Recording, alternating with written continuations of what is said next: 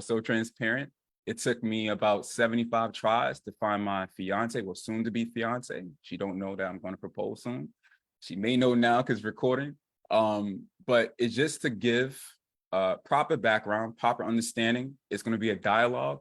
I have a few questions I'm going to ask the chat and this participant. Again, this is a free-flowing dialogue. My goal is to kind of give you information, but the goal is to have a conversation. So some things are going to spark interest where you want to ask a question immediately. So it is okay to already drop it in the chat. I have about 2 support admins, great dudes that's going to help support and navigate questions in real time. Someone also asked me, can I do another numerology fire chat? I like to call it. So at the end, I have a special treat for everyone, especially on the Facebook Live. And even though this is recorded, once we get towards the end, you can drop down a particular question about your relationship. All that I would need is just your birthday, right? Now, here's a catch. If you know your spouse's birthday, your boyfriend's birthday, your child's birthday, I can juxtapose both towards the end of the presentation and make the connection of our journey through love, our love language, which is something I'm going to talk about. So I'm going to stop here, take a listen to our video.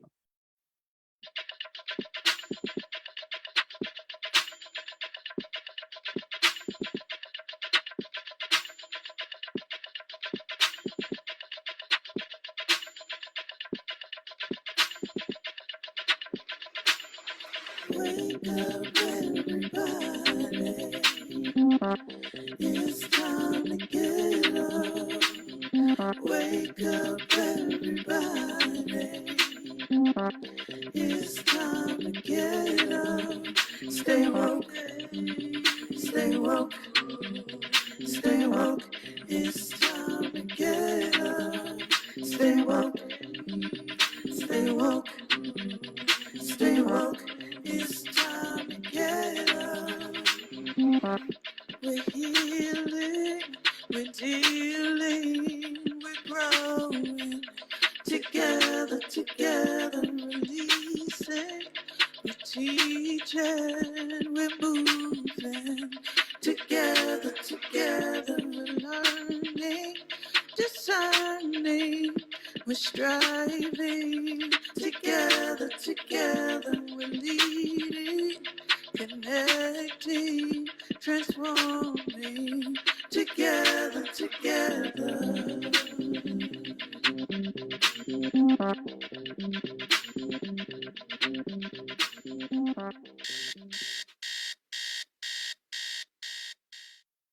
Okay, welcome everyone. So for those who are just coming in, okay, welcome. So today is the part 2 of the Science of Love, a journey through Hermetic principles.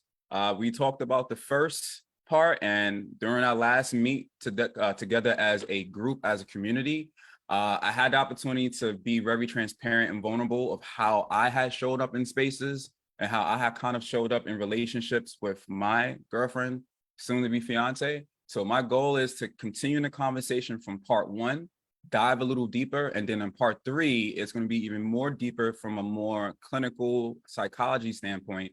But I didn't want to end the series and start focusing on our kids because the school year is coming up if I truly unpack the information that I discussed last Sunday with you guys. I'm going to also make the connection of why I said that it is great to start having conversations with your loved ones, your intimate partner, your life partner, your husband, your children, about what are non-negotiables, okay? I'm going to spend more details a little bit later about what non-negotiables. I'm going to give you a creative edge in terms of finding your non-negotiable, which is the 5 love languages. I'm not sure anyone have heard of it. It was a great book that was released back in 2016, 2017. And now it's one of the things that several coaches, several people like to talk about. One of the things that made a connection is that our love language is similar to our inner child. So my goal is to unpack, to continue our conversation from the first workshop, and then we are going to move on to part 2. So if I can have my admin team to show the slides are not showing. Just give me 1 minute, team. we're having a little technical difficulty, but if I can have No, my so you ready for the slide, brother? yes, Okay, all yes. right. I didn't know we were still recording. Yeah, we are. All right. Let me just. So you can go to first one. Okay, so just our agenda, just our flow of conversation. I'm not going to strictly lecture, but I realize oftentimes I can get off tangent, and I definitely want to kind of structure our conversation to make the connection from last time we visited together. But I am going to go into these areas, have a conversation, have a dialogue. So we are going to talk about the Hermetic principles, but I am going to spend time on these key principles because they definitely show up in our relationships. It shows up definitely in all interpersonal relationships. So when I talk about the key principles, hermetics in terms of correspondence, vibration, polarity, we're gonna have some fun time understanding that. One of my favorite songs by Kendrick Lamar, Please Don't Kill My Vibe. So if you can remember those lyrics, you're gonna see how I make that connection about how our vibration, our natural disposition shows up in relationships and how it definitely ties in our trauma, our experiences, and how we define what relationships are, and how it was truly modeled, or you can say taught to us in our childhood. The last visit, when we had our conversation with myself, I was completely transparent because as a healer, as a soon-to-be licensed clinical therapist and mental health clinician, one of the processes in grad school, they always tell us that, and Shawnee always explained this as well, is that transparency is a form of healing. So I had packaged every particular conversation and workshop moving forward through my own experience and transparency, but also knowledge that I came across throughout my years of 17 years in education. And I definitely want to kind of like build onto this series because there's a part 3, but I'm going to have engaging poll questions. I want us to really truly engage. I'm also going to talk about soul ties. In our community, we know what soul ties, but did we truly define what are soul ties? Now, although we have a community online, we do have visitors watching live stream on Facebook. So I'm going to truly define what soul ties from my perspective, from a metaphysical perspective, and also what psychology, Western psychology may call what a soul tie is. I'm also going to talk about the impact of unaddressed emotion and subconscious traumas. Last workshop, I talked about how trauma is related to relationships. I'm going to spend time. There's a creative, dope love language survey. I have the physical book, but in real time, I'm going to show you where you can actually define what are your 5 love languages. And these are something that I want to actually teach you all about, truly saying these are my non-negotiables, okay? And then at the end, like I kind of prefaced in the beginning, for those who are here during the first workshop with me, we're going to continue this series with numerology, and I'm going to make the connection of relationships, our personality, and just the significance, the spiritual science that could allow you in real time to know who you're dealing with. So if you have a date this weekend, right? Or you have a date this upcoming week, I'm going to teach you something in real time before you close that business deal, before you have that Zoom call, before you just meet with your boss. You can know in real time the type of person you're dealing with. I'm not saying everything is perfect, but there's a particular science that our ancestors understood, that when we are born on a certain vibration, okay? A certain vibration that gives off and emit, and we attract based on that disposition, all right? So we can go to the next slide. I just want to preface that. We're going to have a great time. So oftentimes people say, Travis-Sinclair, where do you get this from? Hermetics. It's an ancient philosophy, right? A spiritual, philosophical philosophy. It was around, I like to say, during the antiquity. It was around during our ancestral times in ancient Egypt, even before the latter dynasties. But just to kind of like just basically surmise, we have man's law and we have God's law. So when I say man's law, we understand about gravity, we learn in school. But what if I tell you there's spiritual laws, right? Laws that we don't traditionally learn in school. We may hear it in church, we may hear it in mosque. They have a different way of phrasing it in the Tanakh and the Quran. And even in the Bible, they don't really say these are Hermetic principles, but they are describing. So I'm going to extract and show you what they are, but I'm going to spend time on 3, okay? And it's based on Hermes. That's really his Greek name. But in ancient Egypt, his name was Thoth, right? He was one of the sages, the philosophers in the the Library of Alexandria, right? So there's a lot of things that's unpacking, that's surfacing, that through my journey as a teacher, I was traveling and I was asking a lot of questions. And then I had my own aha moment as I was journeying through my healing.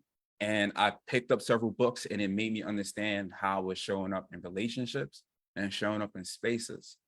So if I can get a thumbs up in the chat, have you ever heard about the Hermetic principles? Have anyone ever heard about the 7 universal laws?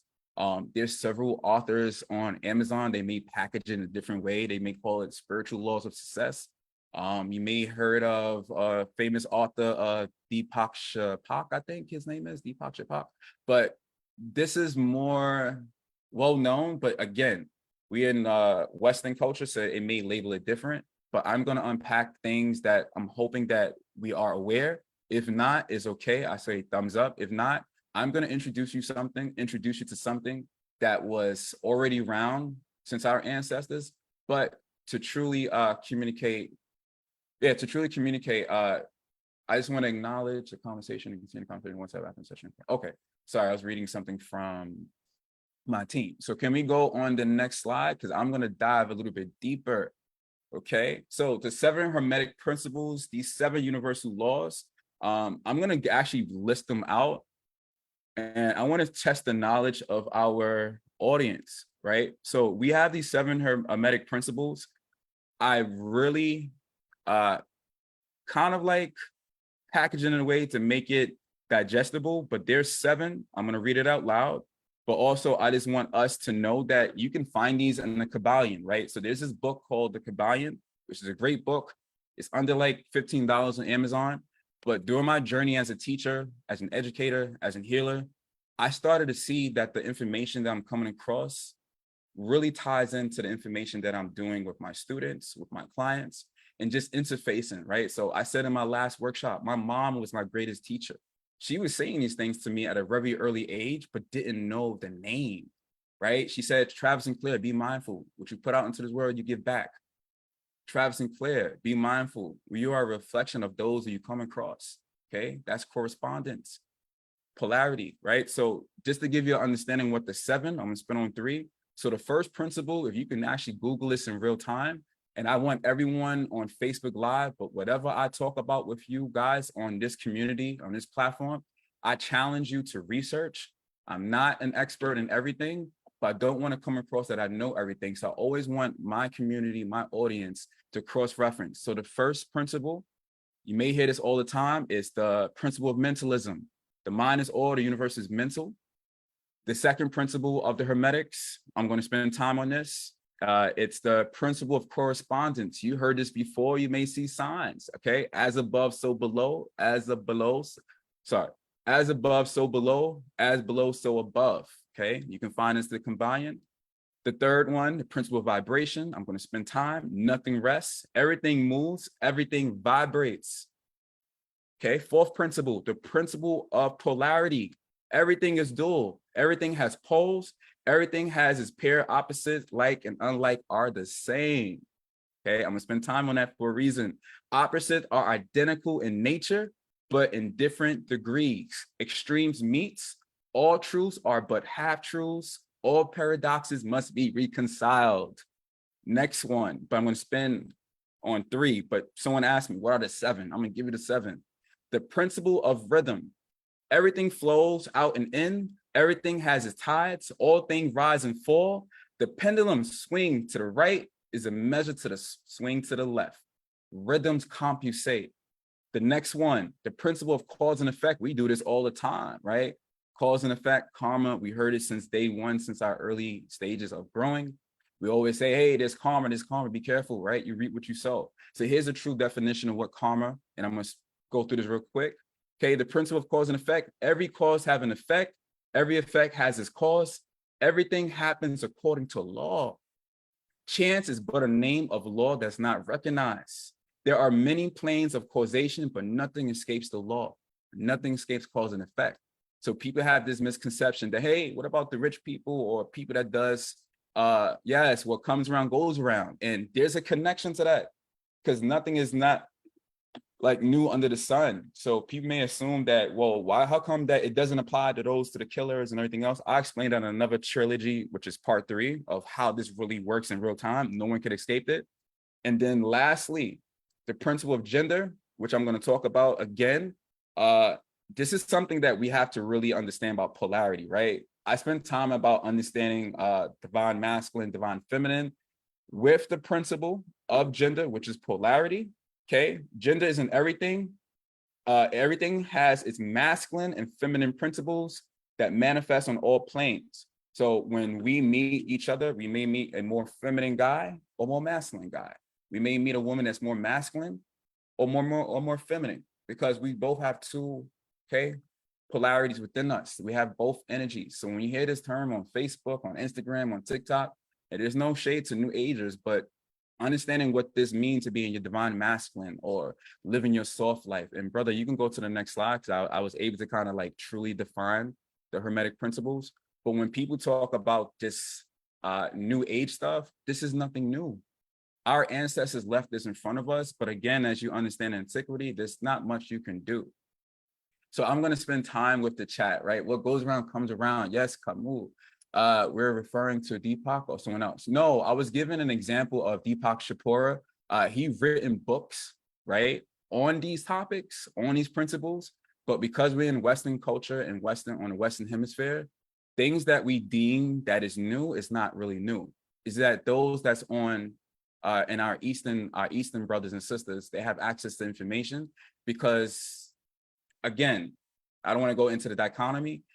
When you travel, you start to realize that the perception of the world itself, we're in a global world, is a lot different than how we operate in Western culture, especially in relationships. So I just wanted to make that connection. All right, brother, can you go back to the previous slide? You're going too fast. I just want to spend time in a conversation. Just the previous slide to your left. Yes. Give me a second, sir. Apologies. It's the other one, right? Let me come out and then get it Yeah, to the location. you can hit left. Yep. So as my team is putting back the slide, so I really wanted to kind of like spend time on these 3 domains of the Hermetic principles, because I knew that a lot of people had a lot of questions, but I didn't want to do a disservice. I was very vulnerable in terms of why I got into the mental health space and how that I started coaching with relationships. And just for those who are new to me, I am a licensed New York City teacher. I've been teaching since I was 20, been in education for 17 years. So my journey into the health space or the healing space, I was teaching for 9 years. I was a dean for 6. I'm in my 6th year as a dean. I'm currently in grad school at Alfred University. I had transferred from NYU because of tuition, and I went to Alfred. And during my stay right now, currently, as I'm working on my master's as a clinical mental health clinician and therapist, I noticed that there's information that we don't share to the community, and that we often wait until we have to have therapy sessions or someone to release information. I like to share in real time, because I've learned through my mentor, as I'm going through my processes as a clinical therapist and I'm unpacking knowledge, I can share with the community, and I'm still learning vicariously through you guys. So at this stage in the chat, I want to go through this, and I want to see how do anyone identify, and let's have a dialogue. So the 3 key principles I really want to talk about is correspondence, vibration, and polarity. Principle of correspondence states that there is a correspondence between the laws and phenomenon of the various plane of existence, as I mentioned before. In the context of love, this means that what we think, feel, and act in relationships corresponds to the quality and dynamics of those relationships. In the chat, has anyone actually realized this? That the things that you come with, right? Your background knowledge, your sum total of your experiences, your beliefs, what you was taught since you was a child, what you learned through past relationships. Do you feel that this law of correspondence also show up in your relationships? Can I get a thumbs up, or you can put down a 1 for our audience? Have you ever noticed that? Or have you ever considered that? Have you realized that, man, right? I have a homegirl that we talk weekly, and she said, I can never find a great man. And I used to tell her, like, we have to be mindful that, we attract who we are, not what we want. So if your natural correspondence of who you are, if you're not loving, and this is why they always say self-love is important. If you're not affirming every day that you are gorgeous, you are beautiful, you are loved, you're divinely guided, you are divinely protected, you are divinely alive. I said divinely alive, divinely aligned. These are things I mean about the quality dynamics. For me, and my correspondence in my early years, I was exposed to a lot of, and I said this before, and those who are new, I took on behaviors as a womanizer, right? And even that phrase, a great man, for me, what deem a great man is the number of women that I had, right, access to. But that dynamic didn't work. Because see, in my early years, that worked. Then I went to college. I had that information. It didn't work. Then I grew up and became a man, right? So once I great man, but I became an educator. So the quality and dynamics in those relationships is already being you cannot say ruined. It's because I was operating on bad software, right? We always get a new iPhone and we update all the time, but we don't realize we don't update our software.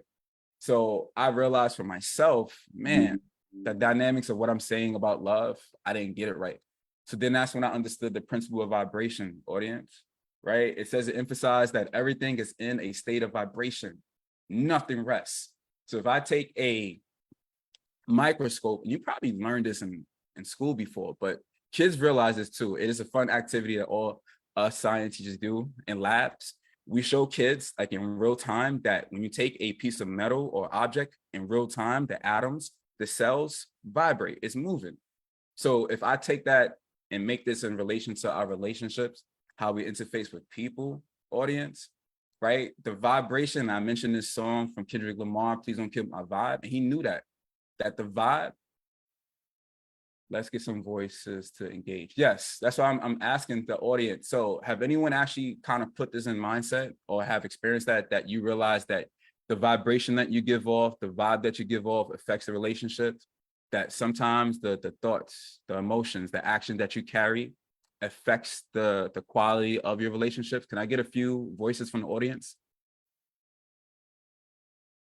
So as we're waiting, if anybody'd like to just raise your hand, but I'm just going to read a few of the comments in the chat. All right, so integrity is key of being an awesome human being. Thank you, K Sweetness. Thank you, K Sweetness. Sister Terry says vibrations are key. Right. K Sweetness says her love language is quality time. Yes, and we're going to go into quality time and just defining what they are in love languages. But again, when you look at vibration, right? So what if the person that you're dealing with, man or female, or how you identify yourself, they're already on this natural disposition, they vibe is that relationships are bad or relationships are transactional. So everyone had to understand that our thoughts, emotions, and action in relation to love, it really affects us. It affects the vibration of the relationship, the quality. I can't come into work, and we hear this all the time, like we have to leave our work at the door. That's a vibration itself, that chaos. So I'm glad that someone said vibration is key, even with the polarity, right? That everything has its opposites and that are necessary in an existence of each other in relationships. It definitely highlights the importance of embracing balance, where we both have masculine and feminine energies, and to create harmony. And I definitely want to add this into the chat. How do you show up in your relationships? Are you more masculine? Are you more feminine? Do you find yourself balanced? Can I get some feedback in the chat? How do you show up in your relationship? It could be intimate, personal, work life. Do you feel that you're more masculine in how you interface with people? Guys, are you more feminine? Do you feel like you are balanced? All right, we have this new thing called soft life. Are you more in your divine feminine? Okay, Terry said, yes, I'm more masculine. All right, Terry, I'm not sure if that's because that's a universal name. Is that a woman or a man? Because I want to ask a question. Terry. It's a female. Okay, thank you, Terry. Okay, and you have your hands up. So Terry, can I ask you a question? Yes. So you said that you show up in relationships more masculine. Do you mind explaining like in what capacity that you show up more masculine? when I look at some of my other sisters who have what I would consider a more soft touch, um, I don't come off more soft, even though I have a big heart. Mm, I do believe some of that has to do with my upbringing and some of mhm, the experiences that I've had in life, um, mhm, making me feel at times that I have to have my own back. mhm, I have to be able to fight my own battles. And the fact that I'll be quite honest, and I love her dearly. My mom mhm, can be a man basher sometimes. So mm. So the she raised, narrative, so everything that you yeah. heard during your early years, do you agree that it hmm affected you tremendously? And her life experiences led her to raise her girls to be very autonomous, Yes, to not, you know how we used to say, not need a man. absolutely. Um, I actually had to have a conversation with her when I got out of undergrad, where she was like, "Well, just go undergrad." And I was like, "Mom, I want a life." And I said, "I want a man in my life." And she said, "Well, you don't need no man." I said, "I never said I needed. I said I wanted." You see, look, those are the stories that are told, right? So I'm so happy that you share that, Terry. And again, audience is a safe space. I do not want us to go deeper. That's why I always tell people that, we can connect offline, but I do respect your vulnerability and transparency, Terry. And I just want to add, like, do you feel like that narrative still runs to this day, even when you deal with other females, not just men? Do you feel like you're masculine, right? That sometimes it clashes with your other female friends? Yes, I definitely do have experiences where it clashes with my other female friends, particularly when they're showing their softer side. Okay. Thank you for sharing, because I could go in more in depth, but I want to jump into Miss Sweetness, and I'm gonna come right back to you, Terry, because there's something that on another slide that I want to make the connection what you said. All right. Do you mind if I call you first? Oh, no problem. Okay. All right. Thank you. Miss Sweetness, iPhone Sweetness. Yes, sir. So how you feeling this morning? Feeling like a winner. Absolutely, all the time. So for you, right? So how did your vibration, how do you show up in your relationship? Are you more masculine or more feminine or both? Okay, well, I don't feel like a winner all the time. However, today I do feel like a winner.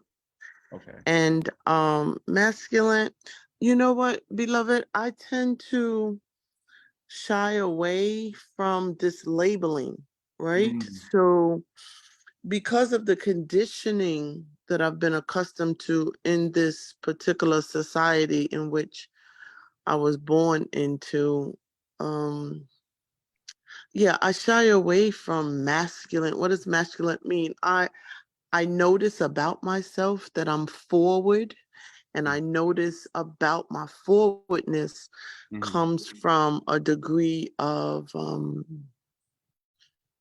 insecurity. mm, So my insecurity has pushed me into being more forward mm, than I would say others. If I needed to compare myself to others, which I'm learning I do not.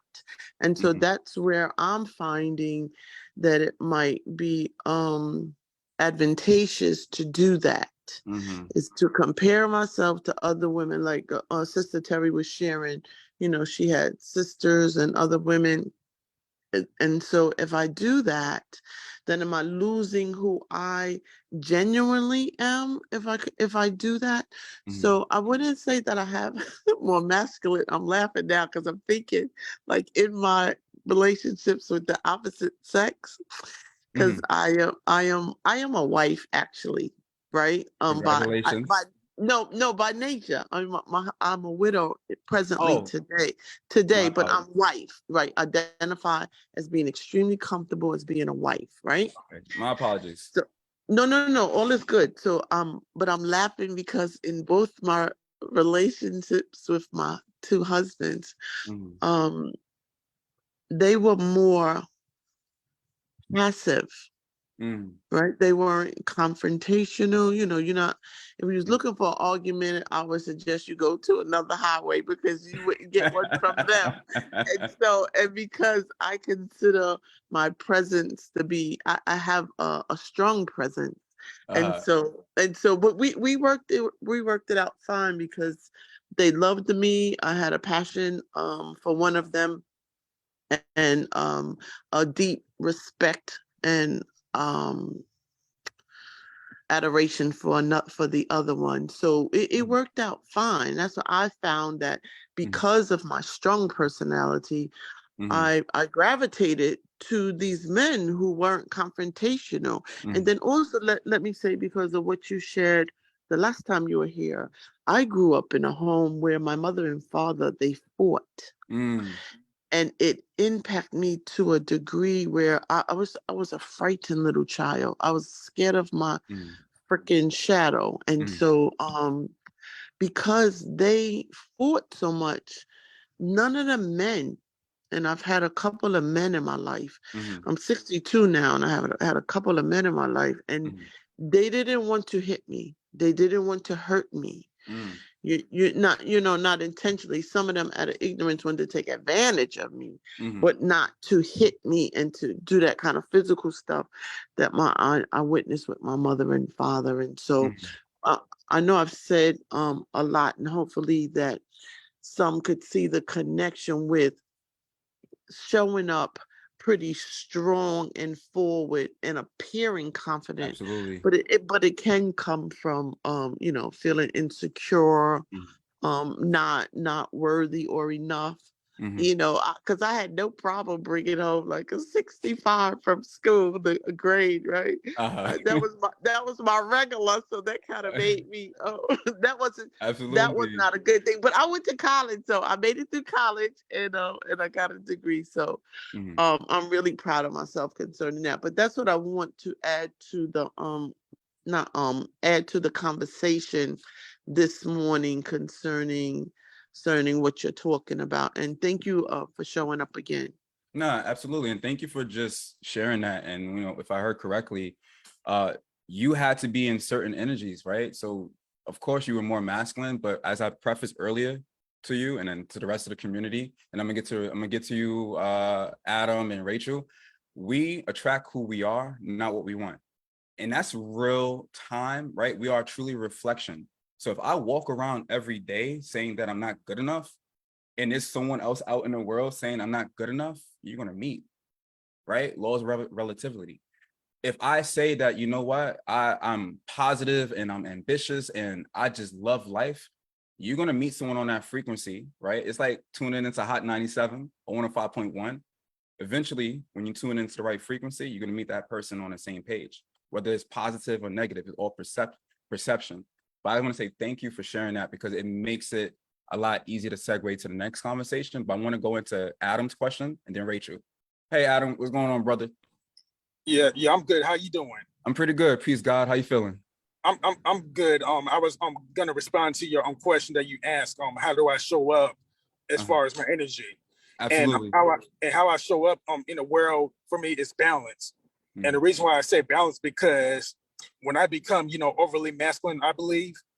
I mean, I'm from the Washington D.C. area, also known as the DMV, and absolutely. when you and I noticed a lot of brothers in my area who became overly masculine Mm, and became victims from gun violence mm, because they try to be some Mr. Macho or try to mm, argue with somebody or whatnot. mm, So consequently, I tap into my feminine energy, and that feminine energy made me decide to fall back and say, mm, let me chill because absolutely.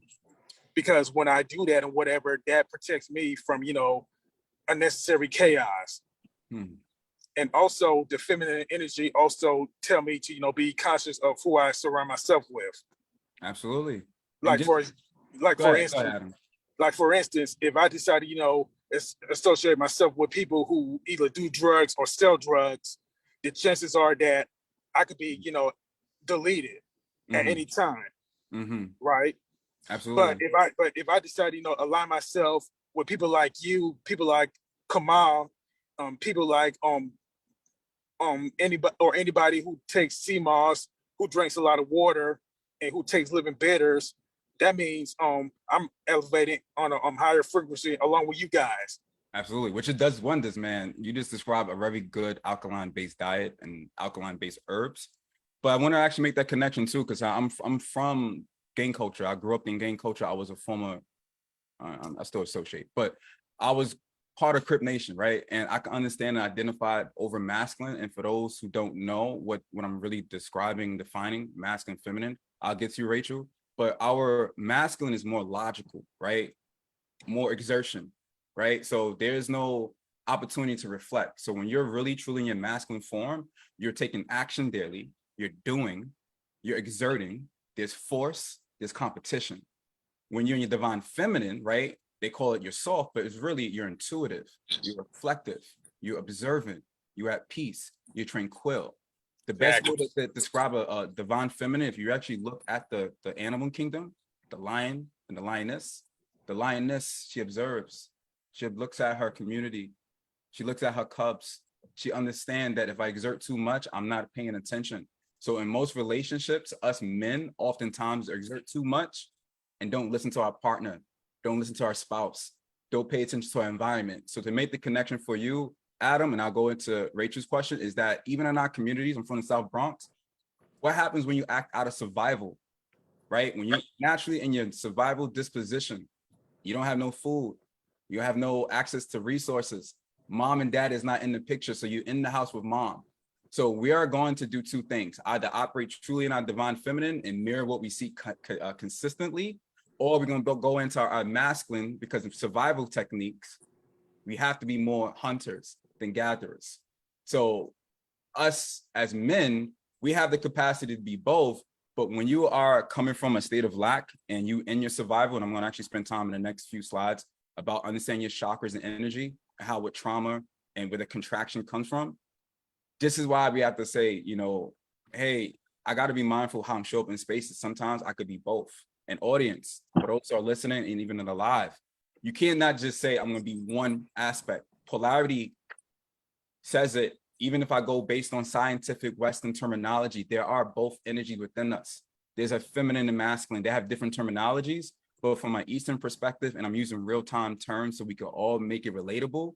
When people say divine masculine, divine feminine, we have both energies. Some of us are more intuitive, some of us are not. Some are just more logical. So when Terry mentioned that she had to be more masculine, I can already tell her for the first 7 years of her life that she had to be, because mom had to show up in spaces because the father wasn't in the picture. I didn't want to go into too much details, but that's why most people either in a natural state automatically have to be in their masculine feminine based on the disposition, what happens in childhood. My mom had to raise all 13 of us. So although I was truly being shown what the feminine is, I had to be the hunter of my family. 3 out of 14, 9 sisters, 4 brothers. I had to hunt, right? So let's go to Rachel's question. Hey, Rachel, how you feeling today? Good, blessings, blessings. Thank you for this, because I was, you know, when you said it, and just because you've been so elaborate and you've explained what divine femininity is, it gave me a little bit more clarity, because I was kind of torn. Absolutely. And I could go further. There's another slide, and I didn't mean to cut your wisdom. No. There's more details in terms of what your divine feminine masculine. I'm going to share this book anyway that I mentioned before. It goes in detail. But what's your question? I just want to kind of clarify. Yeah. I know, I didn't want to I guess you can say, misarticulate or throw people off. Because I know everyone has their own definition. This is why I like to kind of like create this amalgamation of things and kind of like synthesize it. So how do you show up in spaces, Rachel? I'm trying to figure that out as we speak, right? Because I knew at one point I was a masculine, right? I showed up extremely masculine. However, when in relationships, which I am in now, I show up, I believe in a feminine energy, but what I'm being told, because I asked, is that I'm still masculine. So yes, I can hear it in your throat chakra. I can hear it in your aura. Got you. Honestly, I didn't want to. I wanted you to finish, But Yeah, so I'm a quiet doer. Like I won't say much of what I need, and I just do. absolutely. Right. So but I'm not a person that complains much, and I'm also not a person that expects. Absolutely. Right. So I carry my own stuff, and I think that that's part of maybe what shows up as the masculine. But I won't be like, oh my, I won't complain. I don't complain about anything I'm going through. I just May, deal with it. may I ask you this question, Rachel? Absolutely. Why do you feel that you don't have to complain? Who taught you that? I think I just I don't know. I mean, who taught me that? I would probably say I never had room to speak. And how come? Well, as a child, I wasn't really afforded opportunity to be a child. Okay. And I had to figure it out on my own. And then from 14 on, I've been on my own without parental guidance. So I want you to stop there, because remember, absolutely, confidentiality, safe space. We can talk about it offline, but even right there, you're telling me, right?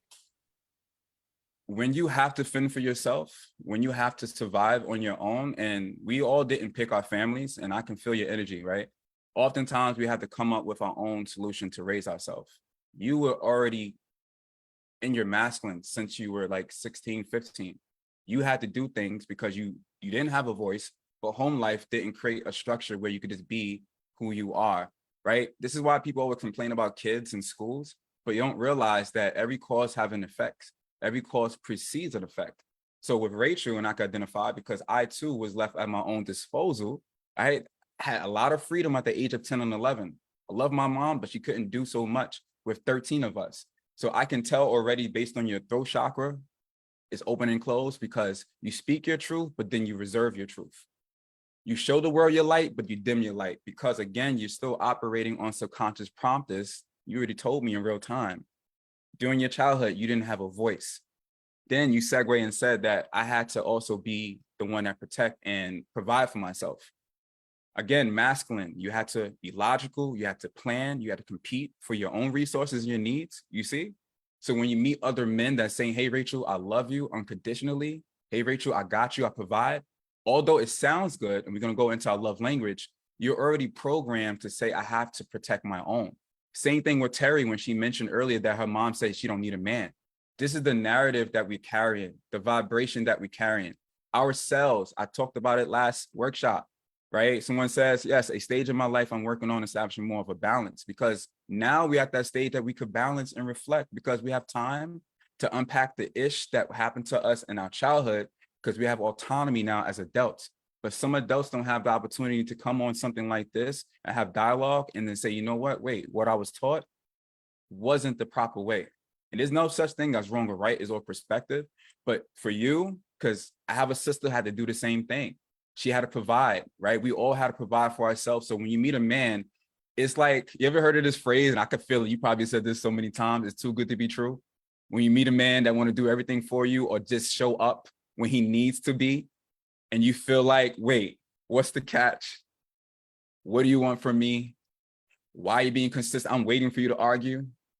What if God kind of sent what you needed? And we oftentimes pray for certain things. And when it's manifested in the way that God sent it to you, we always try to tell God or creator however you want to express it and say, this is what I need and how it should be. So when I ask the audience how we show up in spaces, even for me, I'm so masculine that I couldn't accept a feminine woman. I didn't understand love and affection. So I would tell every woman that I met, Rachel, that I don't need you to love me, just care for me, compliment me. So I'm pushing love away, but I'm telling God, the creator, that I want love. We pushing men away, pause. I'm heterosexual. We are pushing relationships and potentials away, but not realizing the natural story that we're telling us every single day. Even the music is saying you have to be Miss Independent, hot girl summer, right? Even the narratives, and I said this before, audience, our subconscious mind is affected by three things: repetition, symbolism, trauma. So if the symbolism of I don't need a man is constantly reinforced, what do you think is going to happen to your behavior? If the repetition is I'm independent, I'm modern, right? I'm a CEO life, which is okay. I want every woman to be financially independent. But this concept of modern modernness and modern women, modern men is also contradicting what you want, because every person wants a relationship, but then they don't want the traditional aspect of what a relationship is. And this is why I asked someone last time in the audience from last workshop, what are your non-negotiable, and defined it, because we are confusing each other in the space of relationships and in the space of love. Because when we meet each other, and I'm gonna let you talk, Rachel, 'cause I have something I want to ask you. When we meet each other, we don't ask these questions. Hey, what was your relationship like and how did you show up in spaces? What is something that I need to be aware of so I don't make that same mistake? Not, hey, what are your likes and dislikes? What do you like to do for fun? So go ahead, Rachel. So I don't think I've ever been a modern, like, Miss Independent woman. I've Mhm. craved, and this is since a little girl, I craved marriage and I craved family. So Absolutely. like Miss Sweetness, she's a wife. I've never been married. However, I show up as a wife. I see. Right. So it's never like, oh, I want to be Miss Independent. It's almost as if my subconscious kicks in as Miss Independent. All the time, Rachel. And Look at right. the symbolism around you. Even when you go to the store, do you see a relationship like Miss Terry said? Do you see advertisement for marriages and relationships and pictures, or you see a single woman with a Birkin bag, with red bottoms? Where's the man in the picture? I'm not saying that's what's happening, but it's happening. Same thing for men. Look at the music. Look at the repetition. About like this conversation just about us. However, I'm clear, right? Like I'm clear. I know that there's supposed to be a man, a relationship, right? Man, what from my what I look at as a relationship is a man and a woman, right? In a home. Absolutely. Since I was younger, that's what I craved. Absolutely. Unfortunately, and still I have a great man, don't get me wrong, but I think that my energy at times may come off confusing. Mm-hmm. And then I think also he may have some things and stuff going on with him being overly masculine, Absolutely. or sometimes even showing up as feminine.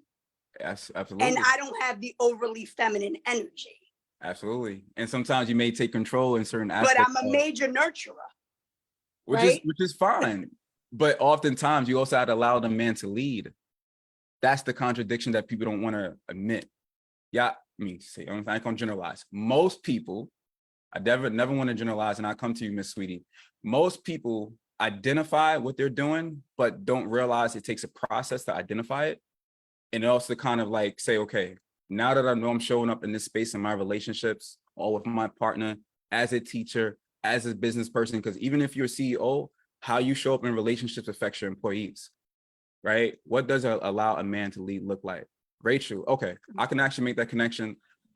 Miss Sweetie, you have a question before I go on to the next slide? Because actually every question you all are asking and how we dialoguing, I'm gonna show you a visual that makes a connection. I'm so happy you said the trauma part, Rachel. Miss Sweetie, you have a question? Okay, we're not talking about case sweetness, are we? No, you had a question. No, I wasn't talking about you, sweetheart. I was just giving you an example of analogies because. No, I mean, No, no. are you directed? Are you calling me? Yes. Oh yes, sweetness. because I can see your Oh. hand. My bad. Sweetness. Oh no. Sweetness. Okay, so let's clarify just a little bit. Case Sweetness is the name, and so no, what happened was I neglected to take my hand down, so I'm good. Thank you. Oh, okay, my bad. And it says iPhone Sweet. I'm so sorry. I said, No apologies necessary. All is well. okay. All right. So if you go to the next slide, I love this group, man. I love this energy. So again, what is classifying as love and relationship? So these are basics, but I'm going to actually just read it out. So what are examples of loving relationships? So couples holding their hands and smiling, a romantic dinner date, couples embracing each other, a wedding ceremony. Don't assume when I'm referring to a wedding ceremony, I'm actually make the connection.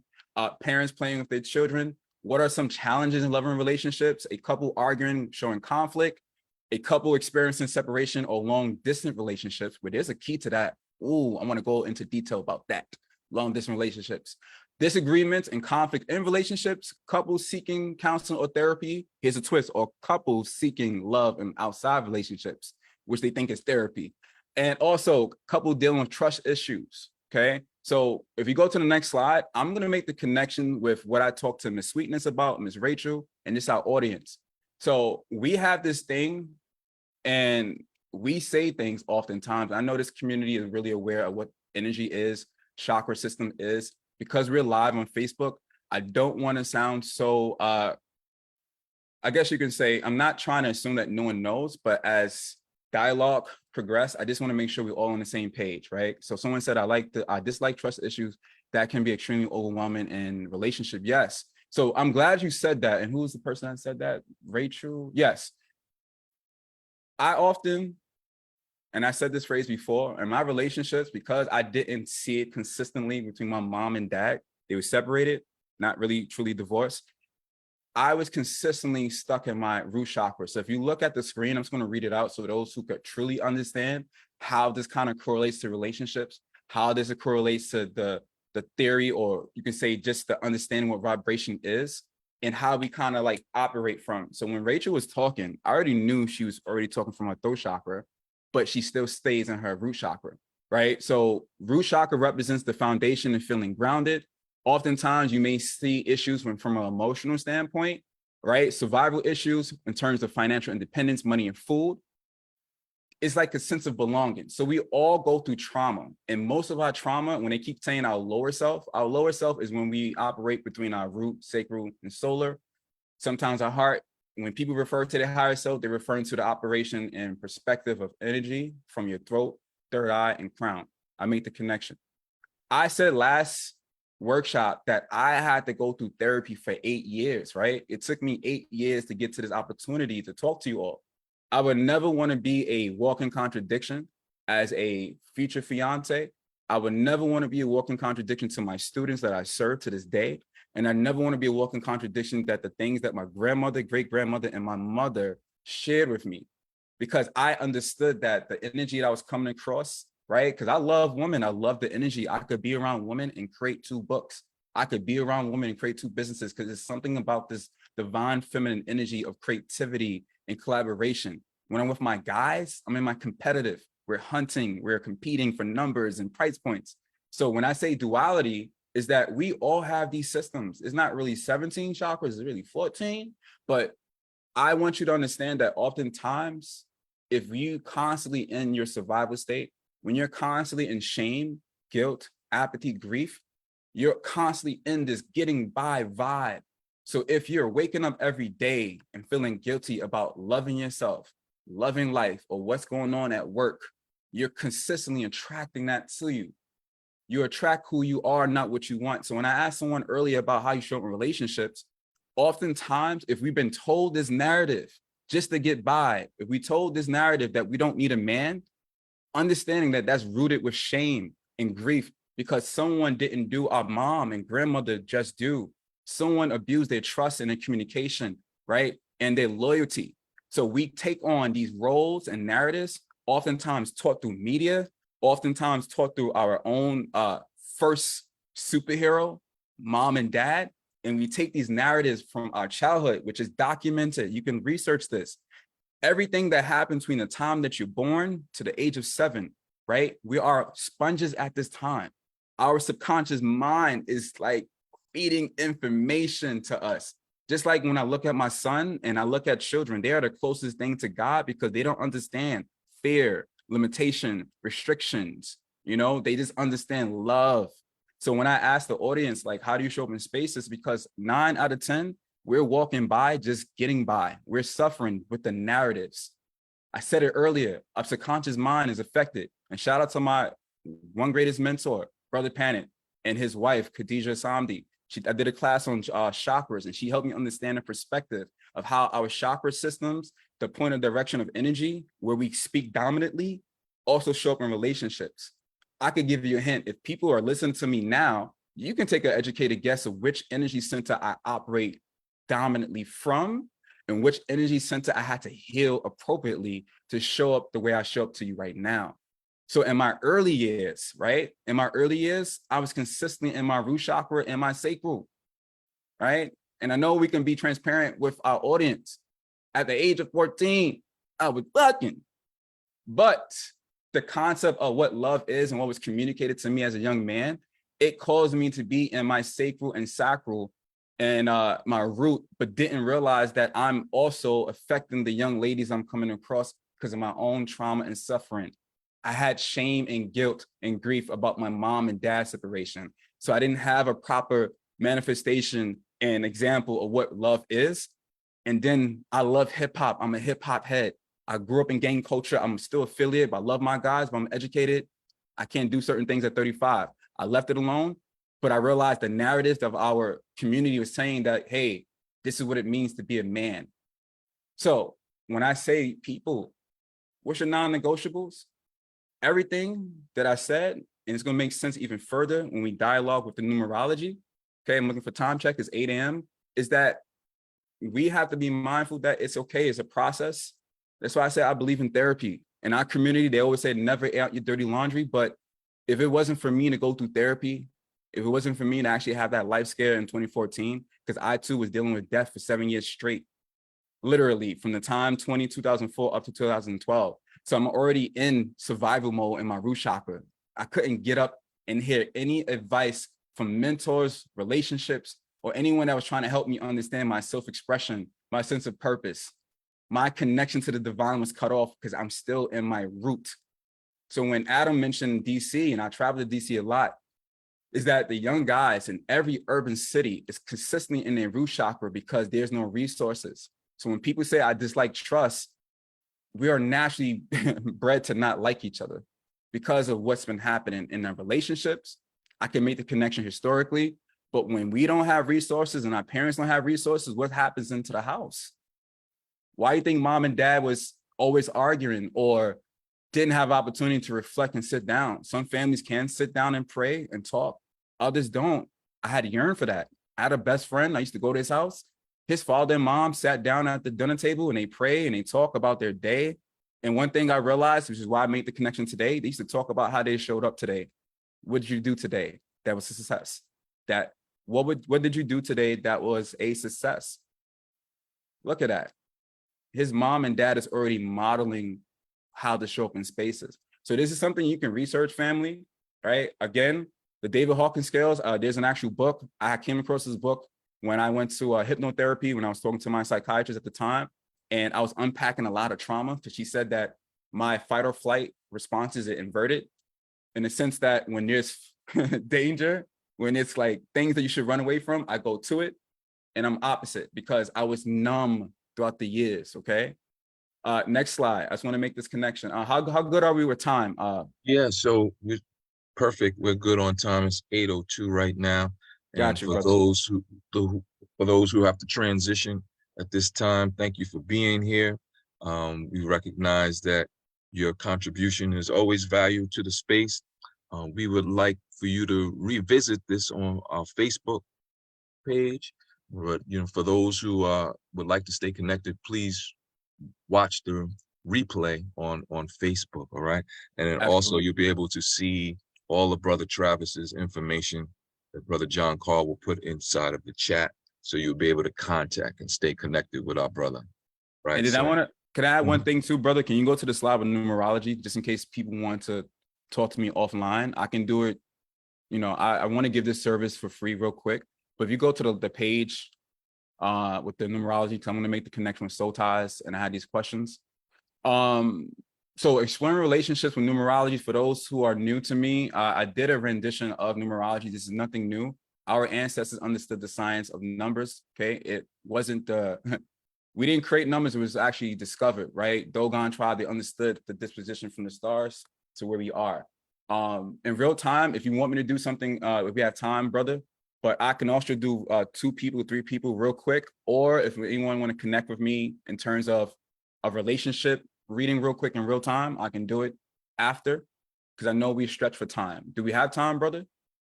Well, how much time would you like I to can do, extend? I always extend it to the community. I can do 4 people in 2 minutes. Okay. I would recommend staying with whatever flow that you wanted to. So if you're feeling like this is the where you want to engage right now, then we can do that. How Or if much? you want to stay within the sequence, we normally close at 8:30. We extend if the community is willing to stay a little bit more afterwards. You know, Okay, no, I was only asking 'cause I thought we was ending at 8. So we have until 8:30? yeah, we have until 8:30. Oh, perfect. So go back to the slide to the I thought we was closing out. I'm sorry, brother. No, not at all, brother. We good. We good. Yeah. All right. So you can go back to Let me go back. yeah, I apologize, community, because I'm thinking we have to close out. I'm like, that's a disservice. All right. So if you go to the next slide, it'll make the connection. And I have a question for the audience. Do you believe in soul ties? Have you ever heard this concept? What are soul ties are? You can put a 1 in the chat. 1 meaning yes, you know what a soul tie is. 2, you don't know. 1, you believe. Yes, you don't know. You do not believe. You can put it in the chat. There's a poll. Do you believe? You can say yes or no. Okay, there's also a poll quiz. I'm sorry, my brother put it up as well. You can click the poll quiz. Do you believe in a soul tie? Yes or no? Okay, in real time, I have a poll that's up. So you can click yes or no. Thank you, Rachel. And I'll clarify, yes, you haven't heard about them. Yeah, I'll clarify what the soul ties are. Okay, take about 30 more seconds. Okay, do you believe in soul ties? Have you heard of it? Yes or no? Okay, and then brother, my admin, just let me know when we are complete. There's about 16 participants, well, 15, not including myself. Okay. Right now we have 5 who participated. Okay, we could wait Anybody else? one more minute. So even though you're not sure what it is, just say yes or no. Soul tie meaning, do you believe that you met this person for a reason? I will go into detail what a soul ties are, but for those who understand reincarnation, for those who believe in, soulmates, or I don't want to go twin flame. That is so new age. I don't want to spend time on that. But it's like saying, do you believe in soulmates? Do you believe in soul partners, life partners? Do you believe that you came here on this earth, that there was someone designed for you in a way that complements you? Not to say it was made for you, but we do complement each other. Okay. Yes. So if you understand that so far, I will go into detail, like really explain the definition. But that's what the poll is truly asking. Yes or no. Do you believe in soul ties, soulmates, etc.? How many polls we have so far? So far we have 7. Okay, let's So I'm push gonna it end the for poll. let's push it for one more, brother. There's one more. I need 8. 8 is divine. Okay. Let's get one more response, family. Can I get one more response, family? Do you believe in soul ties? In other words, life partners, that there was a soulmate, a mate designed for you. All right, we can move on because I All right. the time. Okay. Okay, 100%. Okay, answer yes. Okay, 100% say yes. And I'm going to assume by saying yes, you understand what it is, but I'm going to also explain for our community, those who are watching live on Facebook, what a soul tie is. So my brother, can you go to the next slide? Because I actually want to unpack this for our people. And we have about, okay, it's 8:07. Okay, so definition of soul ties. This is my understanding. I want to kind of like synthesize it. There's so many information in books, not online. I didn't say online or YouTube. I don't get my information from YouTube. I don't get my information online. I study 4 hours a day. I have like over 500 books. So it's a habit of me unpacking things. So soul ties are a metaphysical connection between individuals and beyond physical or emotional bonds. In other words, right? When I mentioned about this law of vibration, have you ever met someone and you just feel like you have known them forever? Have you ever met someone? It could be man, female, right? However you identify yourself, because I believe in all aspects of expression of God. Have you ever met someone in real time? You could just shake their hand in passing and you just felt like you met them for a lifetime.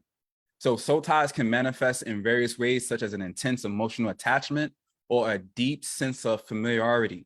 There are spiritual and energetic connections that can influence and impact relationships.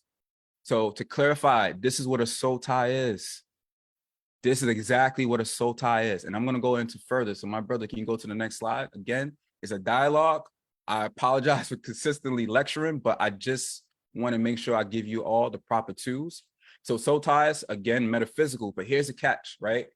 when there's unaddressed and subconscious traumas, it can affect love and relationship if not handled with care, transparency, and vulnerability. So we all part of the Wound Network because our amazing leader and mentor, Ms. Shawnee Gibson, right? She taught me at a very early age, right? I'm still 35, but when I met her, I was like 31.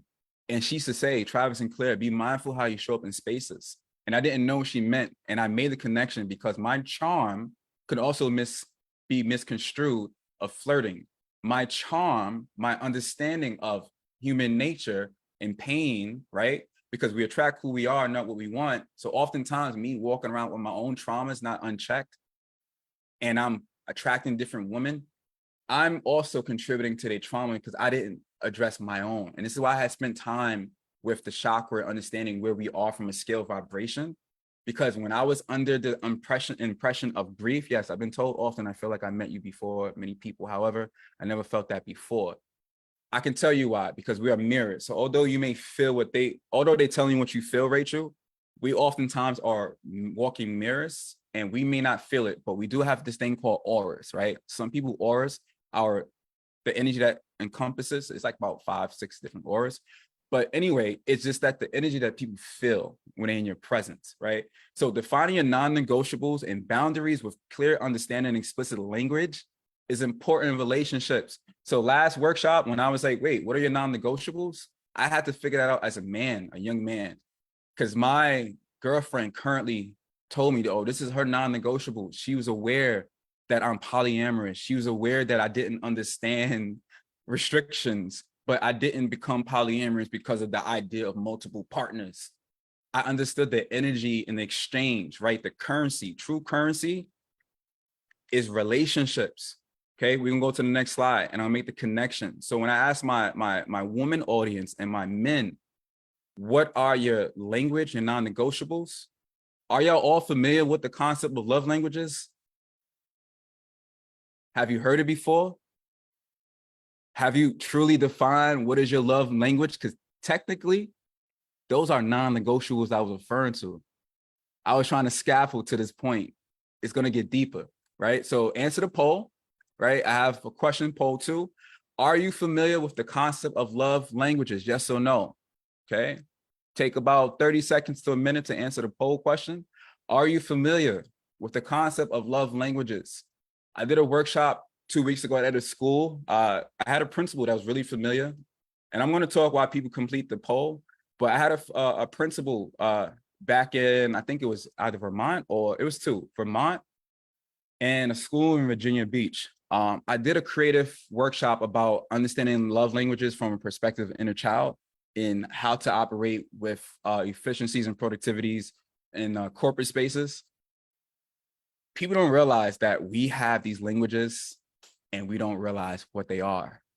We have non-negotiables, but we don't have a title to our non-negotiables.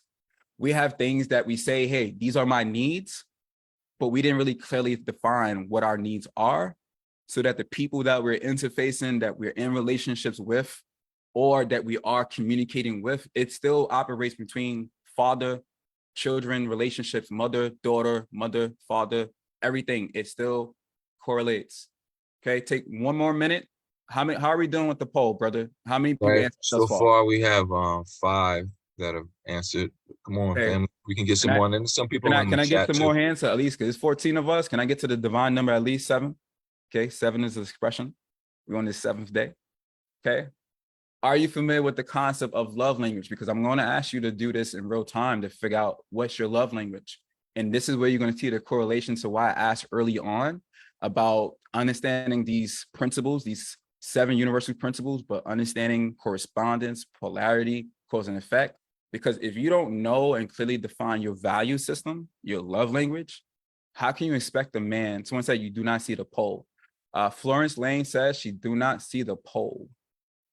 I apologize, Florence. Give me 1 second. Brother, is the poll still open? Poll is still open. The poll is still Okay. open. And there's So a few people who are in the chat as well, maybe not knowing how to access the poll. So, and no Facebook. worries. Yeah, I could interface both. I see the question, not the poll.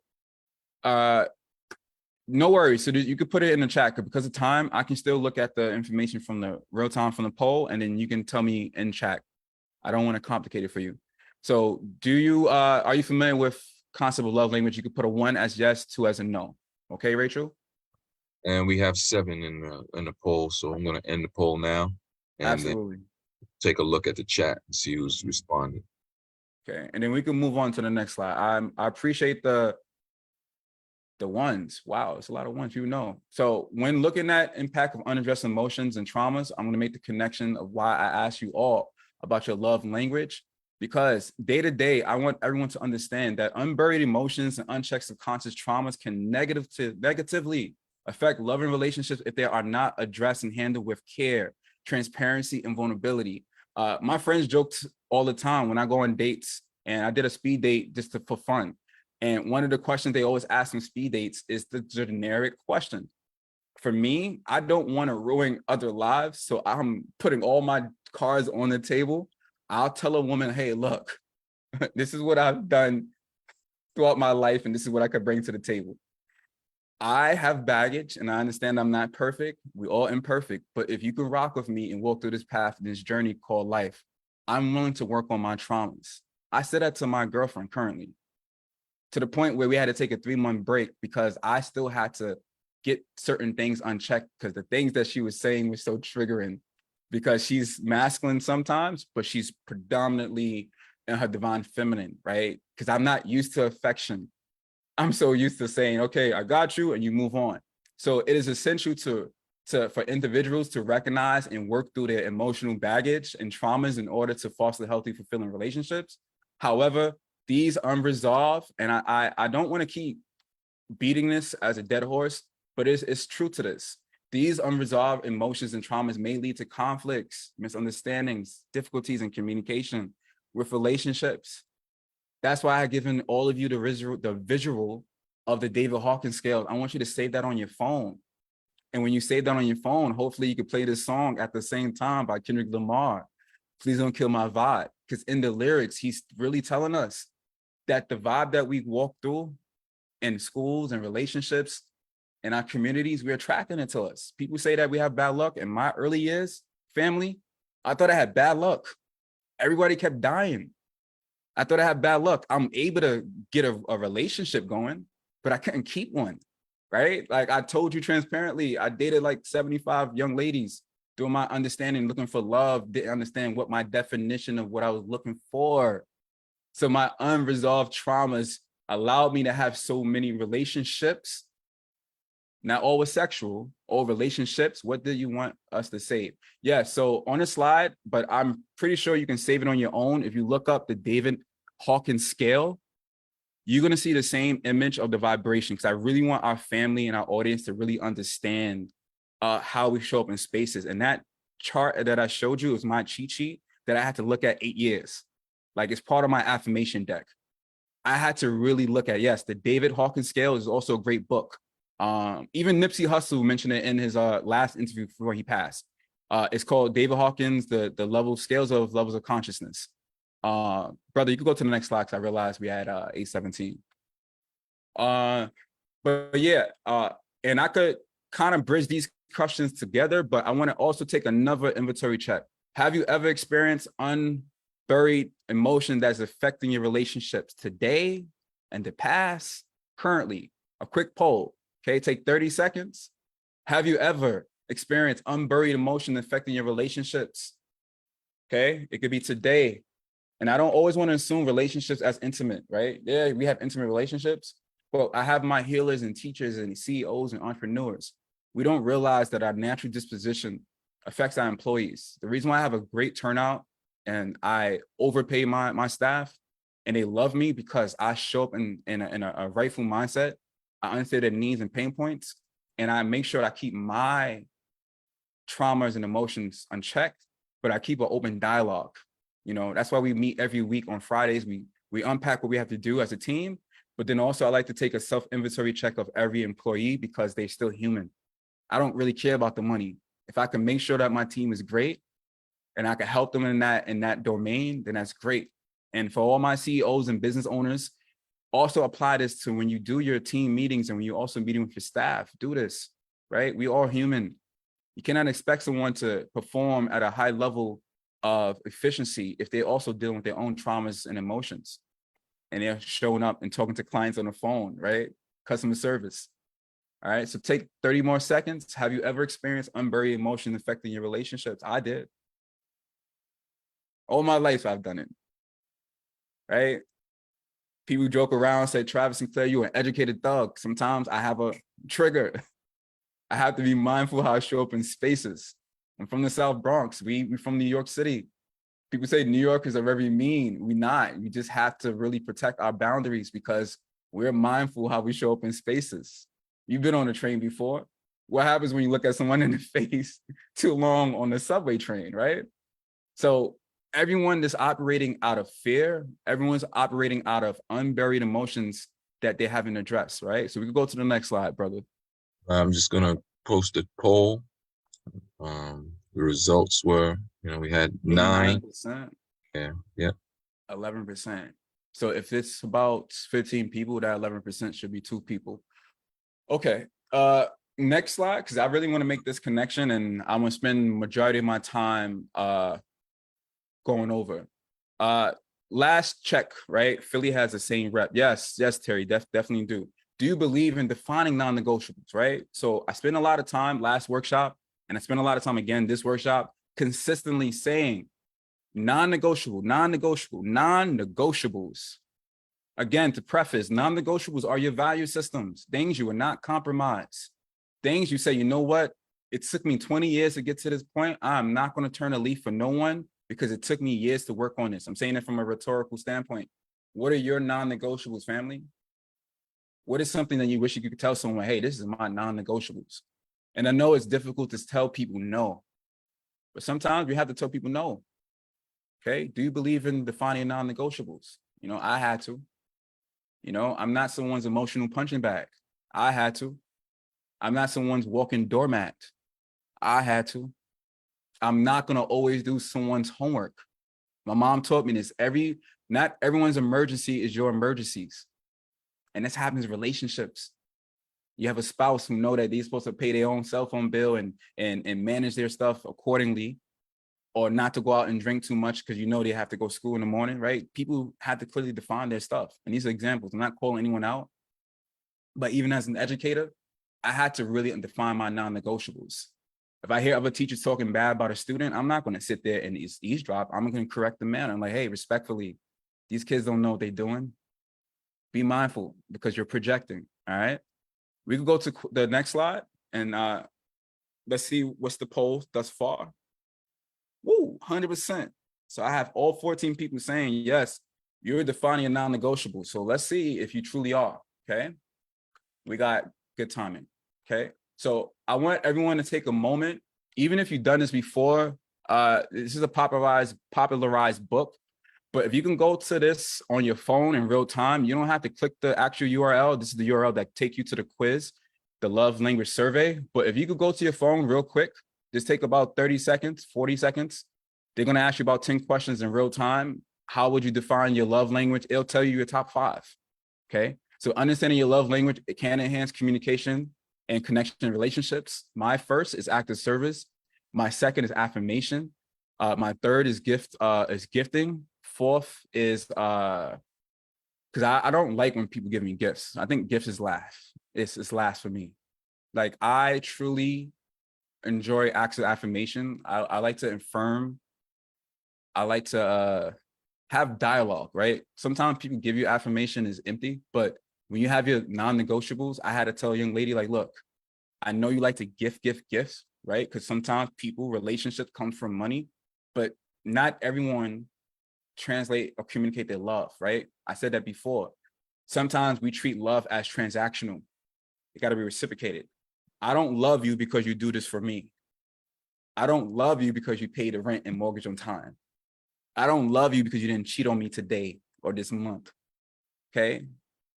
Non-negotiables is something that's it's concrete, and a love language itself is concrete, but also family is truly a reflection of your inner child. So when I mentioned about the shadow work book, I kind of came up with this concept of your love language is a correlation to your inner child needs that hasn't been addressed. So in your adulthood and your adult brain, you're starting to realize, wait, these are my love languages. So if anyone can start putting in the chat, what are some of your love languages, even if you already have known? But please put the link, brother, if you could put the link in the chat. Honestly, you can actually just Google it this real quick. It'll say love language quiz. It's the first thing you see. Is a lot of them, but there's one that particular one I just wanted to do it real quick. So just take a few seconds, family, and then towards the end of this workshop, I'm gonna spend time on the numerology and make the connection to love languages, how we show up in spaces. My brother, John Call, just dropped the URL in the chat, family, so you can do this in real time and take the survey. And then I'm gonna ask for 2 volunteers, what did you find out about yourself in terms of your love languages? And then I'm gonna make the connection with numerology, and we're gonna wrap it up. And then we could do a part 3. I'm scheduled to do a part 3 soon, and I'll spend more time with the love languages and numerology, and then unpacking it from a psychological standpoint, because I really want to kind of scaffold it, right? First workshop was introduction to who I am, telling you why I'm here. I have received gifts from folks who did not respect or like me. Whoa, that is deep. And I'm glad you said that, Terry, because I experienced that too, and I left it on my desk. I have received gifts from folks who did not respect or like me. I did not want the gifts. They were not given genuinely. Was pressure to not, there's a good book called 48 Laws of Power, right? You never accept things for free. There's always a catch-22 to it. It's a good book, family. Not every free lunch is a free lunch. So when you have these business dates or someone say, I got you. Let me pay for everything. Read between the lines. Why would someone want to pay for everything all the time and not allow you to reciprocate? Okay. I don't want to go off on a tangent. Yes, 48 Laws of Power. That's by Robert Greene. It's a powerful book. It talks about not accepting free gifts. I'm paraphrasing. So take 31 seconds for the survey, right? Love language survey. What is your love language, right? Even from a polyamorous disposition, I like to clarify again, I just don't understand the restrictions of monogamy. I understand because I'm a history teacher and a young historian. I taught global history, constitutional law, American history for 7.5 years. I can't be a contradiction when I understand the history of marriage and when it was actually manifested and why it was manifested. Our ancestors didn't call it marriage. We had a different interpretation of what life partners should look like. Okay, so I just want to clarify because someone said before in the chat, like, what? You got all these women? No, I only have 2. My mom and my fiance, but I do have business partners and collaborations. I don't exercise it for sex. How are we doing with the poll? All right, so we could include the responses in the chat as well as if you are open for people to share. Yes. So as you move on to the sharing part, can you just take 2 people? Because I just realized we only have 3 minutes. I could pick up 2 people for the numerology and connect with people offline. So in terms of making sure that this is a well balanced, I just asked the community if you'd be able to extend for another 10 minutes. Would that be, feeling like you're not, rushing it?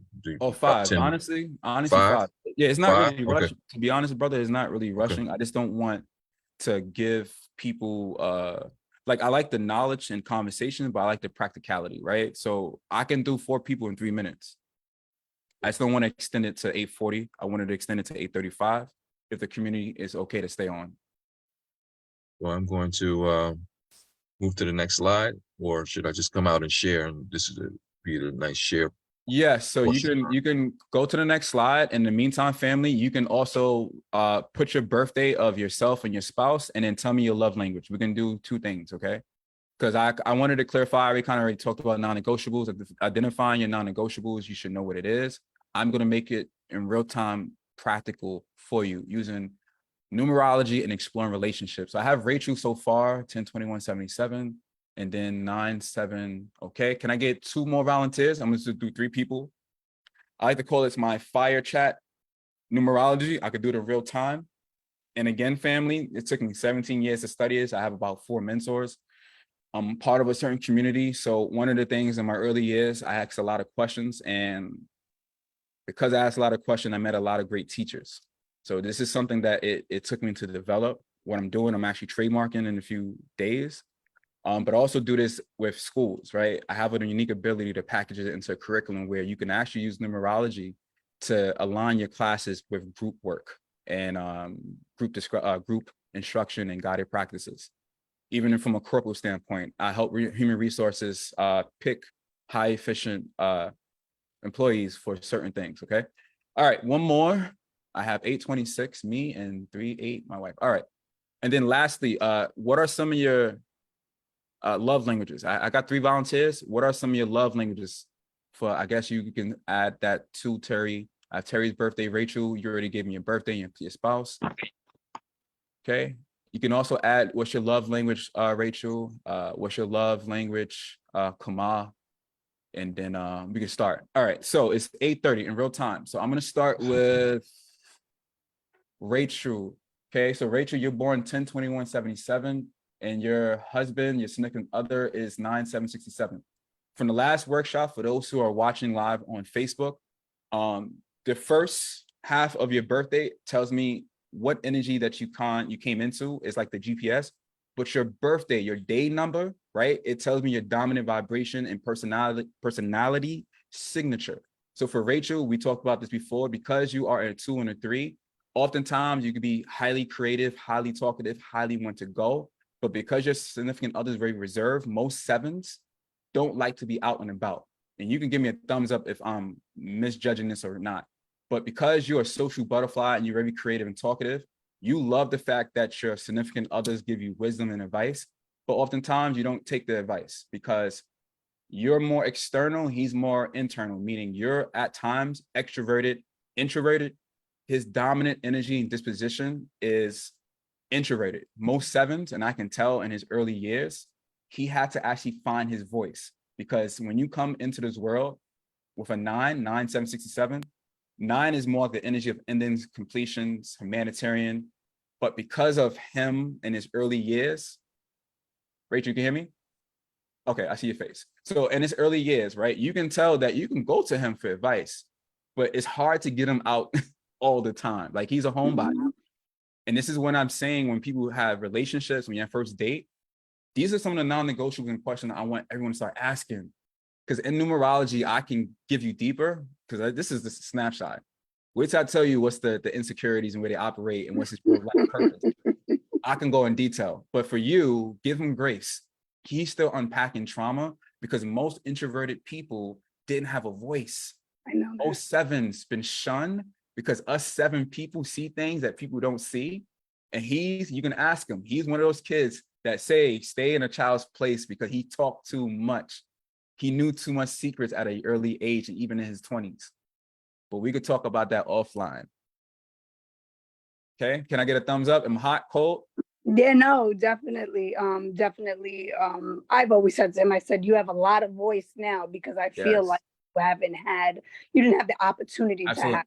And I can tell Which you then why. it comes off like all over the place at times. And I can tell you why, because this is I like to call it his zenith. I don't want to spend too much time. I can tell you why he's operating, and he has so much opportunities coming his way. Connect with me offline. I'll tell you for free. Okay. I got you. Next person, anytime. Next person is Z. 6/19/1960. Do you want me to focus on you, Z, individually, or your life partner as well? If Z could come up online, come up. Z, are you able? Go ahead, Z.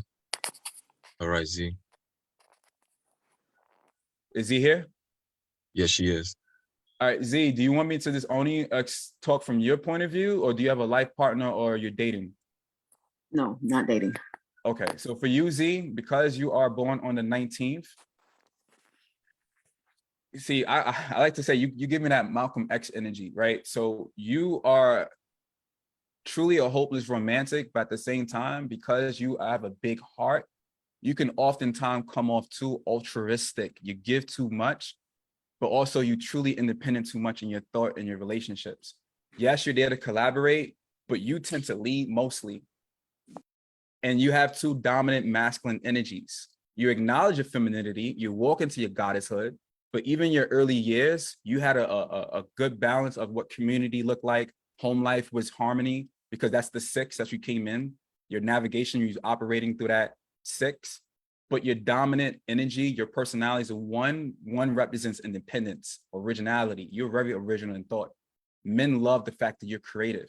Then you have that fiery energy of that 9, right? That humanitarian, the ending and beginning. But also, because you have a big heart, you have to develop personal boundaries. Your boundaries are very thin sometimes in relationships, because people misconstrue your giving. Just because you give, Z, doesn't mean that you can do it all the time. You're not someone's walking doormat or emotional punching bag. People have a tendency of dumping on you, Z, telling Z, hey, Z, this is what I'm going through. But have anyone ever asked Z, how are you feeling today? How can I support you? I know you had a troubling relationship. How can I show up for you? So oftentimes in relationships, you are the one that have all the knowledge sometimes, but you do have a heart. You got to keep it balanced. Let men earn it. Because you're so giving, sometimes they take advantage of you giving too much. Knowledge, place to sleep sometimes, the last shirt off your back.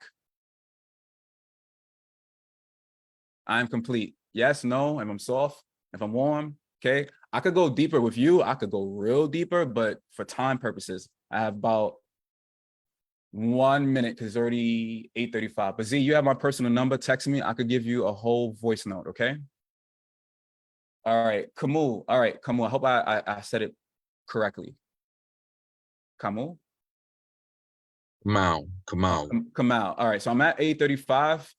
Yeah, Do you yeah. want me to do this in real time with you, or do you want me to No, go? no. As a matter of fact, you can go to Terry. Okay. Yeah, Because I can spend time with you, brother. I can give you a whole hour script. I really want to actually spend time with you as well. Terry, where's Terry? All right, Terry is 323 1961. Terry, who's 323? That's you? I'm 323, and I need to correct the year on my beloved. It Oh, should be 718. don't worry about the year. The year, it tells me Okay. what you're going to do towards your endpoint of your life, from the time you're 63 to the time we exit this manifestation of this Okay. vessel. Your early years tells you the direction, your GPS. Your day number is your signature, your energy, your vibe, your personality.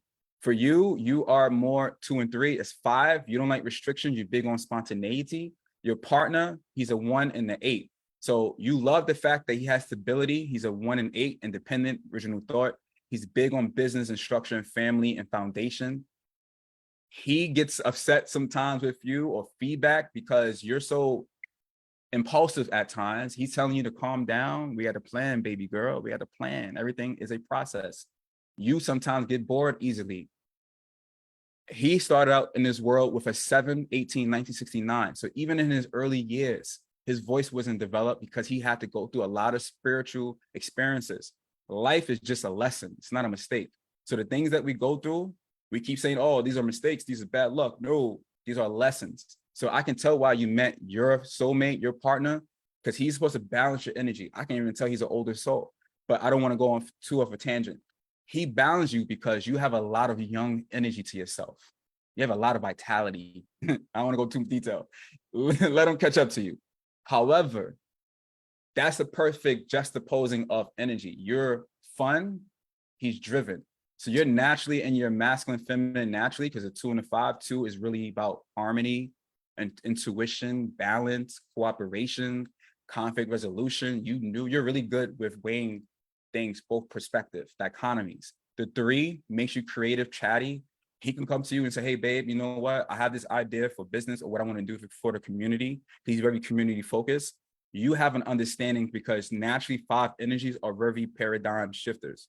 You think outside the box.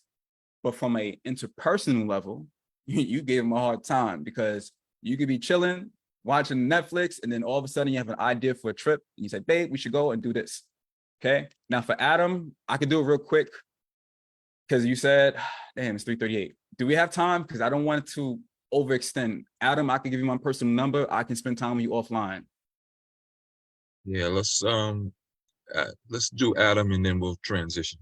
Okay, Adam, is there a partner you want me to compare with to juxtapose, or you want me to focus on you and how you show up in relationships? I'm just focused on me. Okay, So because you're highly intellectual, I can already tell because you have a 1 and a 5, but you create this harmony, right?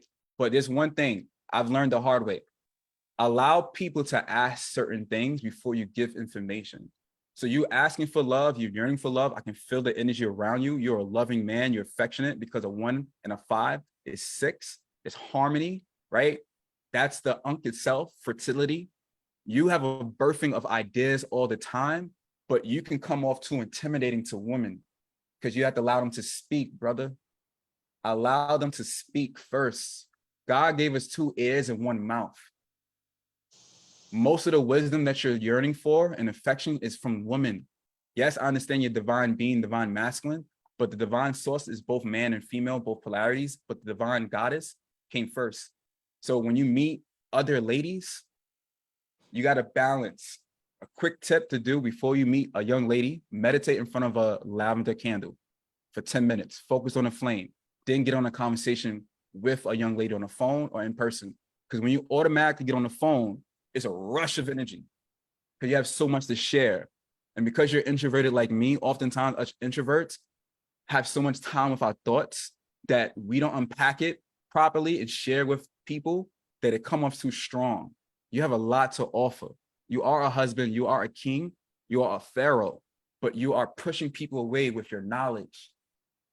Okay, stop casting your pearls with swine. You would know who to give this information to by the quality of the question they ask, Adam. This is a cheat sheet I teach my clients. If you really want to know how someone is actually feeling, it's based on the question they asking you. If you really want to know what they are hurting by or this harmony, it's based on the statements they're saying. Questions are receiving, statements are exerting. So for you, brother, patience. You have a lot to give. I'd rather you write before you send an email or text because you be sending paragraphs. Send voice notes. Okay? I like that.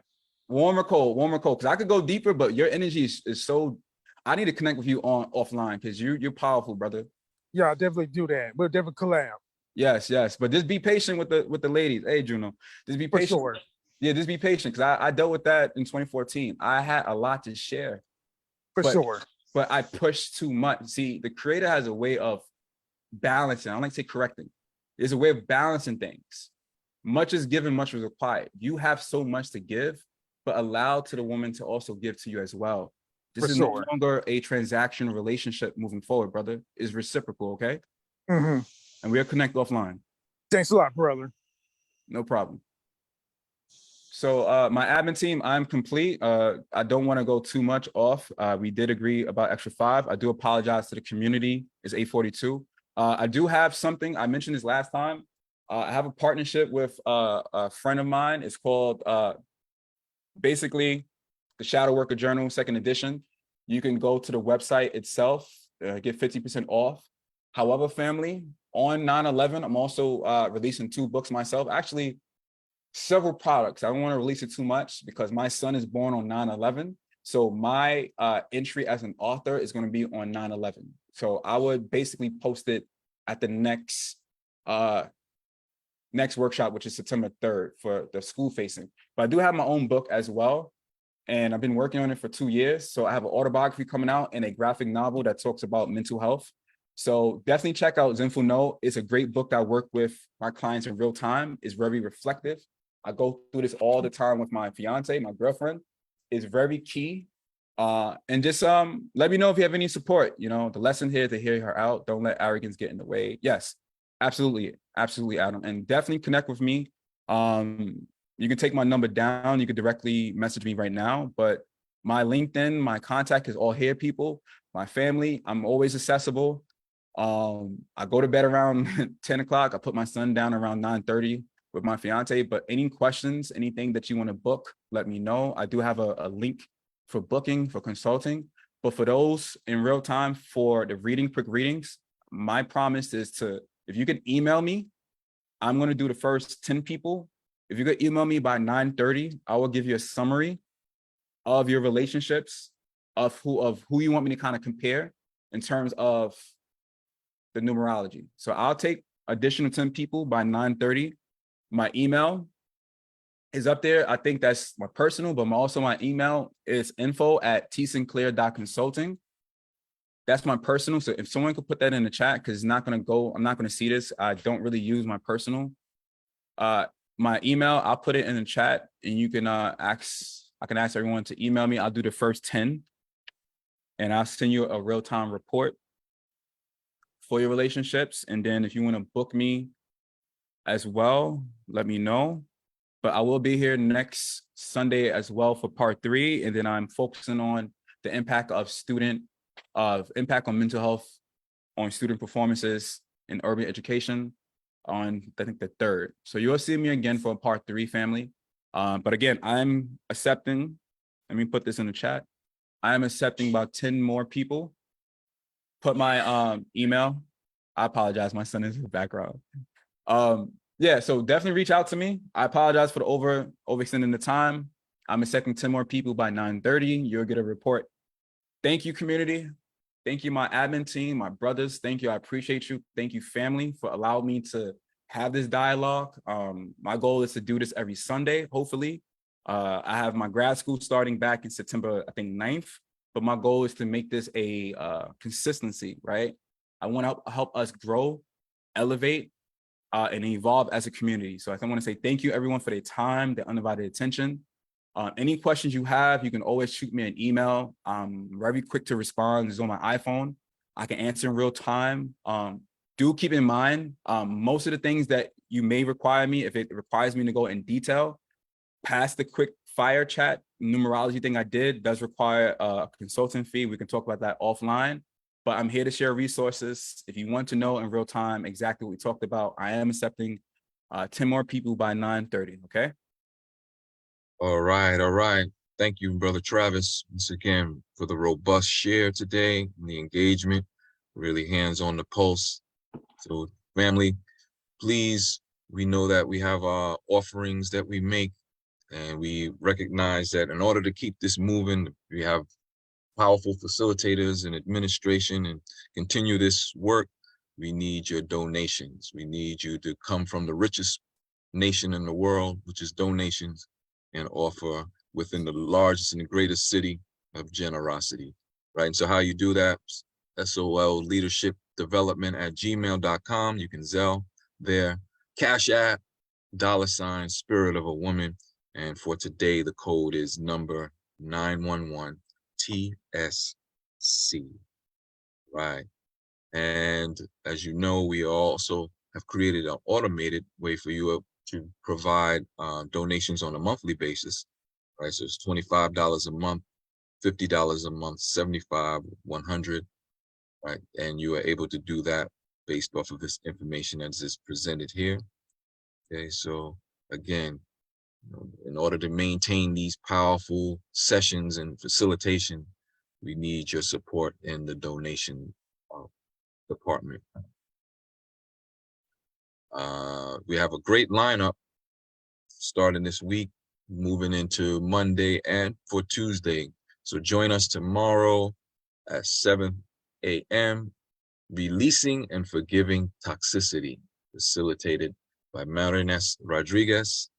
And then on Tuesday, August 15th, You Are the Number One Priority, facilitated by Mika Joseph. So please join us on those days. These are high power facilitators. Some of the Woo community is all too familiar with. We're looking forward to seeing you on Monday and Tuesday. All right. Welcome all newcomers. You joined us from Zoom or Facebook. We acknowledge your presence today. Continue to come back and participate and engage. We are a community that's here to continue to cultivate the brilliance within ourselves, continue to support your elevation and our ascension process. So welcome anyone who is new, and invite someone the next time you're around. So invite some friends and some family to participate. Right, and here you'll see our weekly schedule. You can Zoom live workshops happen Sunday, Tuesday, and Thursday from 7 to 8:30 a.m. and on Mondays and Wednesdays from 7 to 7:30. All right, so that's the Zoom Live workshops. You can stream live on Facebook. And if you're interested in receiving alerts, you receive texts, Woo Nation to 74121 in order for you to be alerted around our facilitation. Right, and when you have an opportunity, please, please, please visit the Woo Swag store. Right, that's bit.ly/Woo Swag. Right, in order to be able to continue to keep this medicine alive and this engagement and this powerful way of being able to activate this mission, you know, please support, go and purchase your journal, get your a nice candle for your altar, t-shirts, coffee mugs, etc. Right, visit the Woo Swag store today. And stay in touch, family. This is how you register with us, bit.ly, Wake Up Movement. Come join us on Facebook. We have a private and a public. We also can locate us and find us on Instagram. Our YouTube channel is bit.ly/Woo on YouTube. And you can email us at info.wakeupseries@gmail.com. Right. And so at this time, family, thank you again for engaging and participating on this Woo 9/11, 911 days. Let's give Brother Travis our love, our support on Mike, and thank him for a powerful session today. Thank you, Brother Thank you, Travis. Travis. Thank you. So educational. Love- Thank you. Thank you. Thank you. Thank See you. each other. Thank you, Thank you, family. Travis, for this Thank you, great thank you, thank you. information. And Absolutely. we'll definitely collab. Tune in next week. I'll definitely do that. And let's move forward, everybody. Thank you, thank you, thank you. Thank you, Travis. Yeah. We'll talk Thank soon. you. We'll talk later on today. Thank you, everyone. Love my whole Everyone have a family. Thank you. fabulous week. Take down the Thank slide you. from Al, please. Right. Take care. Absolutely. Thank you so much. Thank you, thank you. Great presentation. Thank you, Travis. Thank you.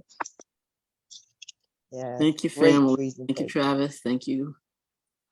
Yes, much to think Mal, about. John Thank Carl. you. Thank you, thank you, thank you, thank you.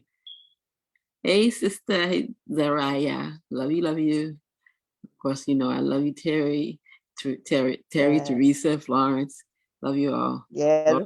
Love you, Woo family. Absolutely love my Woo family. Love. Much, much love, family. All right. Peace and love. Take care, everybody. Thank you. Thank you, Edmund. Thank you. Thank you all for Thank you, thank you, thank you, thank the you. man Thank